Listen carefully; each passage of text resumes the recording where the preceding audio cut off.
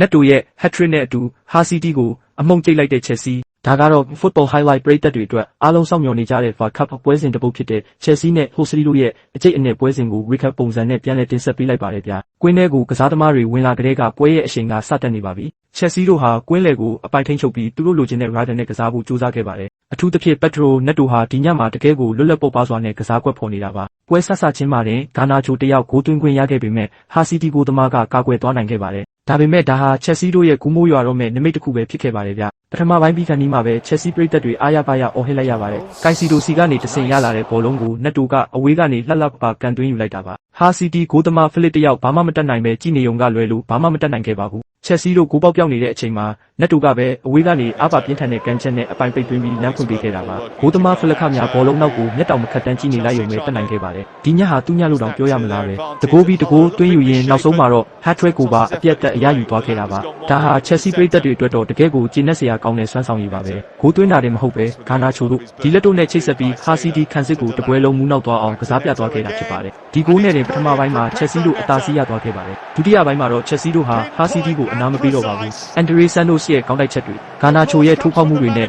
ဟာစီးတီးကိုအကျက်ရိုက်စေခဲ့ပါတယ်။ပြီးတော့ဂါနာချိုရဲ့ကန်ချက်ကနေတဆင့်ဒုတိယဂိုးထပ်ရခဲ့တယ်လို့အက်စတာဘိုကလည်းတတိယဂိုးကိုသွင်းယူပေးခဲ့ပါတယ်။ဒီညရဲ့ဇက်လိုက်ကြော်ကတော့တခြားသူမဟုတ်ပါဘူး။ Pedro Neto ပါပဲ။သူဟာနောက်ဆုံးမှာ hat-trick ကိုပါအရယူပေးခဲ့လို့ Chelsea တို့4ဂိုး3ညဆိုတဲ့ဂိုးပြတ်ရလက်နဲ့ပွဲကိုအပြတ်တက်အနိုင်ရသွားခဲ့တာပါ။ဟာစီးတီးပိုင်ရှင်တွေတောင်ပွဲကိုဆက်မကြည့်ချင်တော့တဲ့အခြေအနေဖြစ်သွားရတာပေါ့ဗျာ။ပွဲပြီးခါနီးမှာဟာစီးတီးတို့ခြေပေါက်ဂိုးတကူရဖို့အသေးအတန်ကြိုးစားခဲ့ပါသေးတယ်။ကူမတ်ရဲ့ကန်ချက်တိုင်ထိထွက်သွားလို့သာ Chelsea တို့ clean sheet ရသွားတာပါ။ Chelsea ဂိုးသမား Sanchez ရဲ့အမှားလေးတချို့ရှိခဲ့ပေမဲ့လည်းနောက်ဆုံးမှာတော့4-3ညဆိုတဲ့ရလက်နဲ့ပဲပွဲပြီးဆုံးသွားခဲ့ပါတယ်။ပွဲရလက်က4-3ညဆိုတော့ clean sheet ရခဲ့တာမှန်ပေမဲ့ Chelsea ဂိုးသမား Sanchez ဟာပွဲပြီးပိုင်းမှာအမှားယွင်းလေးတချို့လုပ်ခဲ့တာကိုတွေ့ရပါတယ်။အထူးသဖြင့်ဟာစီးတီးကစားသမားကူမတ်ရဲ့ဖိအားပေးမှုကိုခံရတဲ့အချိန်မှာ Sanchez တော်တော်လေးအကျက်ရိုက်သွားခဲ့တာပါ။သူဂိုး area အပြင်ထိထွက်လာပြီးဘောလုံးဖြတ်တာမအောင်မြင်ခဲ့တဲ့အချိန်မှာဟာစီးတီးဘက်ကဂိုးမသွင်းနိုင်ခဲ့လို့ဒါတော်တော့တာပေါ့ဗျာ။တကယ်လို့ဒါကူမတ်ကန်လိုက်တဲ့ဘောလုံးကတိုင်းမထိပဲဂိုးထဲဝင်သွားရင် Chelsea ဂိုးသမား Sanchez အတွက်ဒီညဟာအတော်လေးမျက်နှာပူစရာဖြစ်သွားမှာပါ။ပရိသတ်တွေကြားမှာ Sanchez ဟာတကယ်ပဲ Chelsea ရဲ့နံပါတ်1ဂိုးသမားဖြစ်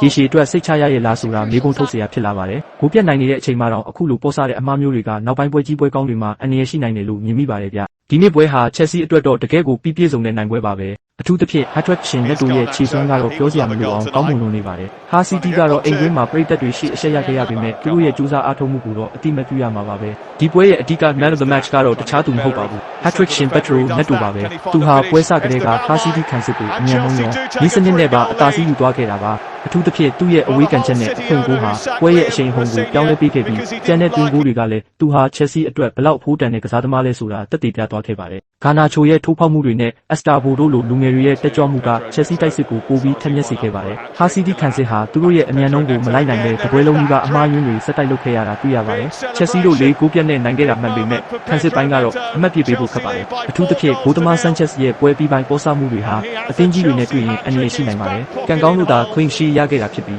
ခံစစ်နဲ့ဂိုးသမားကြားနားလည်မှုကဒီထက်ပိုကောင်းဖို့လိုနေပါသေးတယ်။ဟာစီးတီးဘက်ကလည်းအမလျှော့ပဲကူမတ်တို့လိုလူငယ်တွေနဲ့ပြန်လည်တုံ့ပြန်မှုစူးစမ်းခဲ့တာကိုတွေ့ရပါတယ်။ဒါပေမဲ့ Chelsea လိုအသင်းကြီးတစ်သင်းရဲ့ဖိအားကိုတပွဲလုံးထိန်းထားနိုင်မှုကတော့သူတို့အတွက်တော်တော်လေးခက်ခဲခဲ့ပါတယ်။ Chelsea ဟာဒီနေ့ပွဲမှာ class ကွာခြားမှုကိုပြသသွားနိုင်ခဲ့ပါတယ်။ Neto ရဲ့ hat-trick က Chelsea ကိုနောက်တစ်ဆင့်စီလွယ်လွယ်ကူကူပို့ဆောင်ပေးခဲ့ပြီးဒီခြေစွမ်းတိုင်းသာဆက်သွားမယ်ဆိုရင် FA Cup မှာ Chelsea တို့ဖလားမျှော်လင့်ချက်ကြီးကြီးမားမားရှိနေတယ်လို့ဆိုရမှာပါပဲ။ Game Football Highlight ပရိသတ်ကြီးရောဒီနေ့ပွဲမှာ Neto ရဲ့ခြေစွမ်းကလွယ်ရင်ဘယ်ကစားသမားကတင့်ကိုအထင်ကြီးစေခဲ့ဆုံးလဲဂါနာချိုလားဒါမှမဟုတ်ကွင်းလယ်ကကိုင်စီဒိုလား Chelsea တို့ဒီခြေစွမ်းအတိုင်းဆိုရင်ဖလားရနိုင်မလားခမက်မှာတင့်အမြင်ကိုရေးပေးသွားပါဦးဒီလို review မျိုးတွေနောက်ထပ်ကြည့်ချင်ရင်တော့ Football Highlight ကိုအခုပဲ subscribe လုပ်ထားလိုက်တော့နော်Yellow card, nine of them in the last 19 seasons. Here's a chance though for Kumas at the end, trying to poke it home, he hits the post. That would have been a consolation goal for Hull City. And a bit of sloppy Charles digging one out to the far post, headed down by Egan, takes a deflection, and that's the end of the game. Well, Liam Rosenior didn't win any of his FA Cup games in charge of the Tigers, but it's 2-2.